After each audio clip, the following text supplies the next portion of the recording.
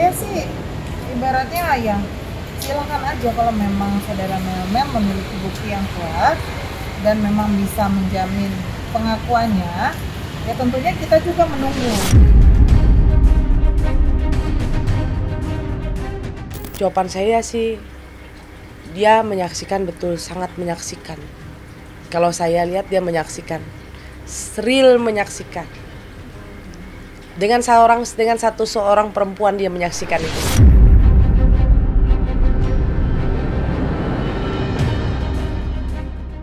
Kayak seperti Melmel ini pasti akan dipanggil kok nanti, karena mengintip pasti dipanggil. Pasti orang bertanya kenapa, pasti ditanya semuanya lah. Jawaban saya, keceplosan sendirilah mereka. Senjata makan tuan ini.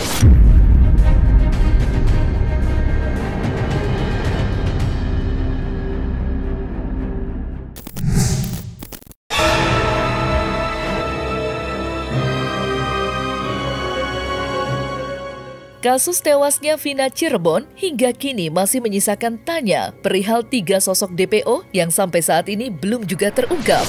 Namun di tengah gencarnya pencarian sisa DPO lainnya, muncul sebuah kesaksian dari pria bernama Melmel yang hingga kini masih menjadi tanda tanya besar.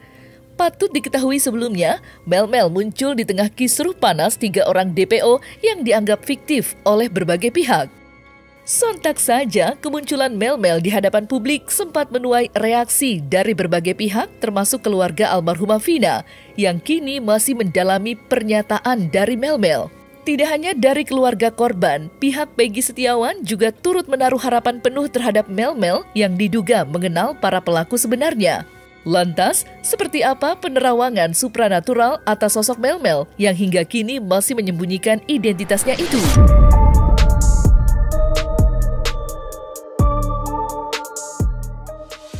Iya, jadi memang Melmel ini kan dari kemarin memang cukup membengongkan lah ya dengan statement dia yang kemarin ada di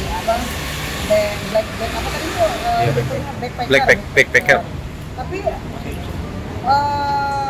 saya sih ibaratnya ya silakan aja kalau memang saudara Melmel memiliki bukti yang kuat dan memang bisa menjamin pengakuannya, ya tentunya kita juga menunggu begitu, asalkan benar-benar sesuai dengan apa yang dialami, yang dirasakan, karena ini harus dipertanggungjawabkan. Yeah. Apa yang menjadi ucapan dia itu akan dipertanggungjawabkan. Dan pertanyaan saya, mengapa selama ini dia tidak mencoba untuk menyampaikan hal tersebut kepada kepolisian? Muncul pernyataan Melmel yang mengaku, yang mengklaim mengetahui saat kejadian. Dan yang lebih penting adalah Melmel mengenali beberapa pelaku. Ditanya oleh presenter, oleh host, mengenal juga dengan Saka Tatal pelakunya. Lalu beberapa pelaku yang sudah dihukum. Nah, berarti ya kalau dihubungkan dengan Peggy Setiawan, ya Melmel ini menjadi saksi kunci. Apakah mengenal Peggy Setiawan? Apakah Peggy Setiawan ada di lokasi saat itu? Apakah pelakunya juga Peggy Setiawan juga? Oke, tanpa saya harus menghakimi bahwa ini adalah Melmel ini kan adalah teman dari almarhum Eki kan. Nah, jadi kalau mendengar dari cerita dia kan dia dihubungi sama almarhum Eki kan kayak gitu. Jadi dan dia juga katanya juga menyaksikan ya menyaksikan itu. Jawaban saya sih, dia menyaksikan, betul, sangat menyaksikan. Kalau saya lihat dia menyaksikan, real menyaksikan. Dengan seorang perempuan dia menyaksikan itu. Mereka ini keluar.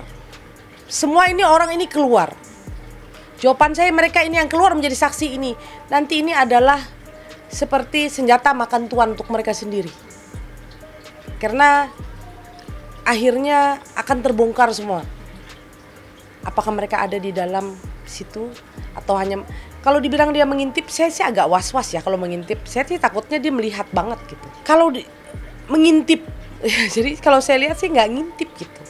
Kalau saya menerawang ya, jadi kesurupan sama Melmel ini kok sama ya kejadiannya. Tapi yang kesurupan si Linda. Tapi si Melmel ini jalan bareng sama Linda. Kata ceritanya si Mel kan. Tapi yang saya lihat, ya saya sih mengatakan bahwa ini senjata makan tuan buat mereka. Ya, Mel kan belum menyampaikan. Dia hanya menyampaikan via Zoom ya di stasiun televisi. Tetapi menyampaikan yang sebenarnya ke penyidik kan belum. Ya kita lihat dulu, apakah dia nanti menyampaikan ke penyidik itu sesuai dengan yang ia ceritakan di stasiun TV kan atau tidak. Tapi yang paling penting Mel harus berani karena sudah muncul ya di publik, maka harus berani. Ya, kalau Mel tidak berani, maka kepolisian Polda Jawa Barat penyidiknya yang harus berani ya, harus sebisa mungkin untuk mendapatkan keterangan Mel sebagai saksi yang saat itu berada di lokasi.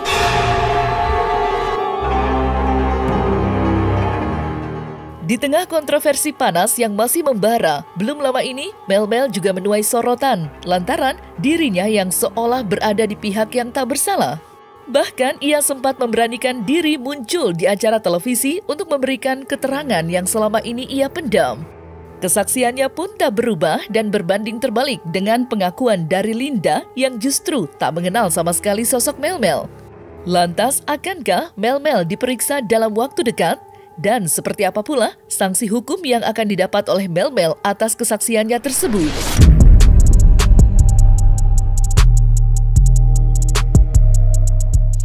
Ya, belum tahu semuanya karena Mel kan belum sempat di BAP, belum ada BAP-nya, itu kan hanya di medsos kan. Jadi belum tahu. Bukan, karena Mel bukan kuasa hukum kita. Tapi yang jelas bahwa kalau memang Mel itu kunci penting, apalagi Presiden sudah meminta agar diusut tuntas, langsung dong kerahkan penyidik ke cari si Mel, ya, segera dijemput dong. Polisi harus mencari orang ini dan meminta keterangannya. Ya, sekali lagi. Tahun ini pasti terungkap tahun ini, pasti. Karena sekarang polisi udah mulai dapat ininya. Ya, karena ya dari orang-orang ini yang keluar. Apalagi dia kayak seperti Mel ini pasti akan dipanggil kok nanti. Karena mengintip pasti dipanggil. Pasti orang bertanya kenapa? Pasti ditanya semuanya lah. Jawaban saya keceplosan sendirilah mereka. Senjata makan tuan ini. Mel jangan takut. Mel harus kalau mau menegakkan kebenaran, mengungkap kebenaran, Mel jangan takut. Ayo saya dampingi ya. Saya jamin ya bila perlu kita libatkan LPSK ya. Mel harus mengatakan yang sebenarnya demi mengungkap kebenaran kasus Vina Eki ini. Kalau dibilang untuk membenteng diri kayaknya sih iya. Iya. Karena gini lah ya. Kita nih kasus ini kan mau sana kemari ya. Kenapa dia tidak melaporkan dari 8 tahun yang lalu? Seandainya dia merasa terancam. Nyawa orang loh, teman loh. Pasti sedikit banyak kita minta bantuan dengan kepolisian. Masa kita nggak percaya dengan kepolisian sih untuk menjaga diri kita, keamanan kita? Pasti kita lebih percaya dengan kepolisian. Benar dong, untuk keamanan kita. Ada Komnas HAM kok, banyak kan kayak gitu. Tapi jawaban saya lebih bagus. Kepolisian interogasi D2 ini pasti akan dapat diinterogasi. Kalau dia bohong juga akan ketahuan kok, kan seperti itu. Karena jawaban saya ceritanya ini sangat, bagi saya seorang spiritual menerawang, kayaknya ada kejanggalan deh. Ada sesuatu yang ditutupin dari mereka ini. Kayak gitu loh kalau yang saya lihat gitu. Tentunya ini satu petunjuk lah ya, satu petunjuk kalau memang saudara Mel alias siapa saya tidak tahu nama sebenarnya, ya kami menunggu ketika memang benar-benar itu Anda bisa membuktikan. Gitu kan. Kemarin kan katanya sudah menghubungi tim kami. Nah, kami juga menunggu kalau memang Anda memang benar-benar membutuhkan bantuan dan memang bisa membuktikan fakta-faktanya, ya kami menunggu.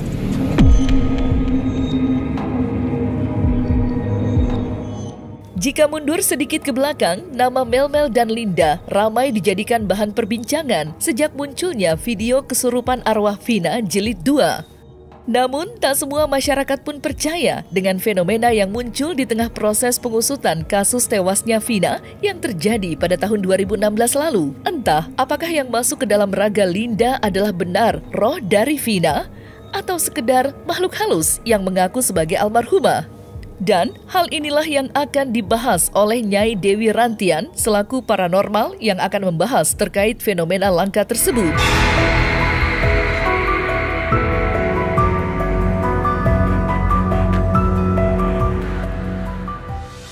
Ini kan roh orang yang sudah meninggal.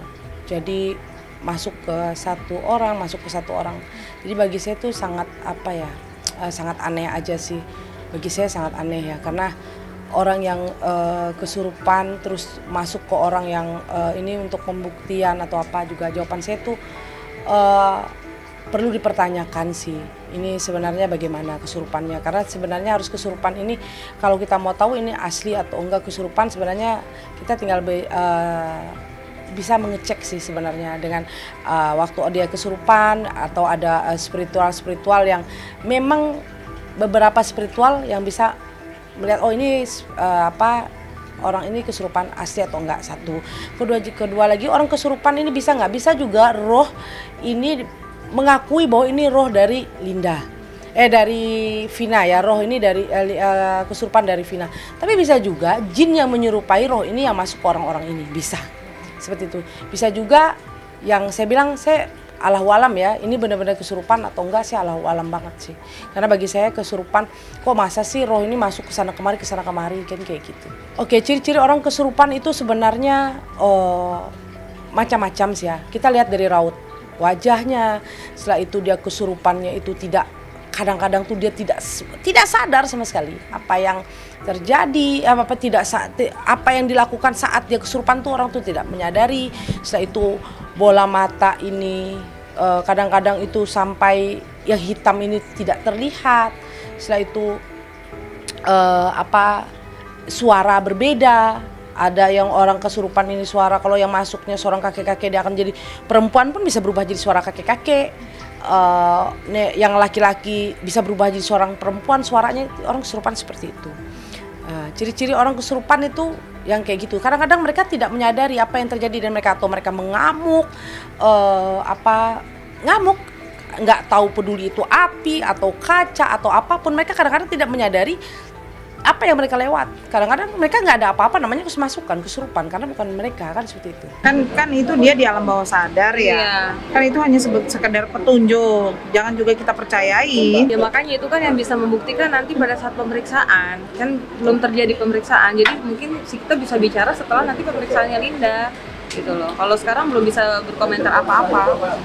Ada lagi nama orang yang dibawa di sini. Tadi udah 3 ya. Yang keempat, temannya Linda. Dia mengatakan, temannya Linda, cewek juga, ngasih tahu bahwa ini semua tuh udah disetting sama Linda. Nah, artinya siapa teman Linda ini? Ya, teman Linda ini juga menjadi orang yang ikut dilibatkan dalam cerita pria ini dalam voice note ini. Jadi ada 4 orang yang dia tidak sebutkan namanya. Dia menceritakan bahwa Linda ini suka sama Eki. Asumsi dia ya.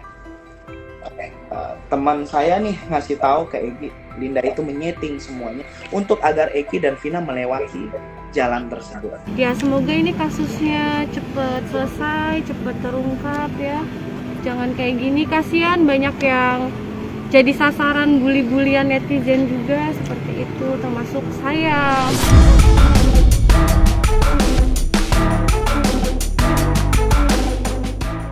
Nah, selesai sudah Cumi Lovers. Saksikan terus Cumi Camp In Depth, kabar lengkap, mendalam, dan akurat dari narasumber terpercaya. Dan jangan lupa untuk like, subscribe, dan juga share channel YouTube Cumi Cumi.